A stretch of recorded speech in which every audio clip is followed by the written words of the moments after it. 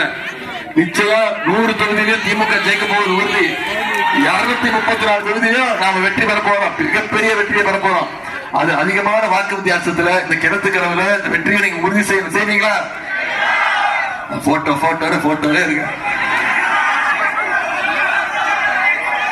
சரி காட்டுறேன். சரி என்ன போட்டோ? யார் போட்டோ? என்கிட்ட கொடுத்தீங்களா? என்கிட்ட அந்த போட்டோ எல்லாம் இல்லை. இப்போ திட்டுறாருங்க என்ன. நான் என்ன தெரியுமா சொன்னேன்? ஒரே விஷயம் ரொம்ப சிம்பிளா சொன்னேன். நம்ம முரட்டு பக்தர்கள் பார்த்திருப்போம், முரட்டு தொண்டர்கள் பார்த்திருப்போம், ஆனா முரட்டு அடிமைகள் பார்த்திருக்கீங்களா? யாரு முரட்டு அடிமை? இதுதான் நான் சொன்னேன்.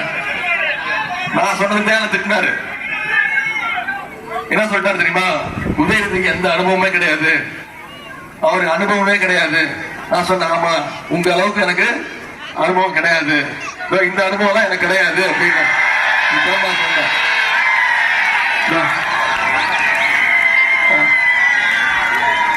இந்த அனுபவம் எனக்கு கிடையாதுமா. யாரு காலையும் பிடிச்சி பதவி வாங்கின பொறுப்பு வாங்கின அனுபவம் எனக்கு கிடையாது.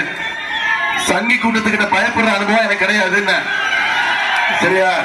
இப்ப பாருங்க, இந்த போட்டோவை கேட்டது நீங்க, கை தட்டது நீங்க, ஆனா திட்டு வாங்குறதுனா என்ன கண்ணாமலாம் திட்டுவாருமா, செத்து போன்றாருமா, என்ன என் உயிரை வாங்குறான் அப்படின்ட்டாரு.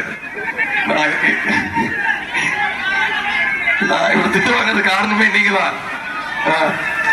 இந்த அடிமை கூட்டத்தை செல்ஃபியா பிரச்சாரத்தை தவிர எல்லாம் பண்றேன்.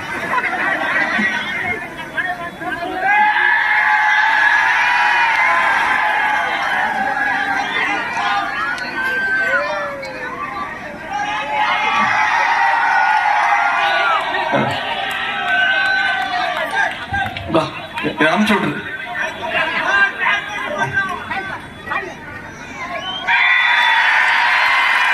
பாருங்க, மாலை போட்டுட்டா வெற்றி பெற்றாரு அர்த்தம். சரியா? கன்ஃபார்ம் பண்ணிக்கலாமா?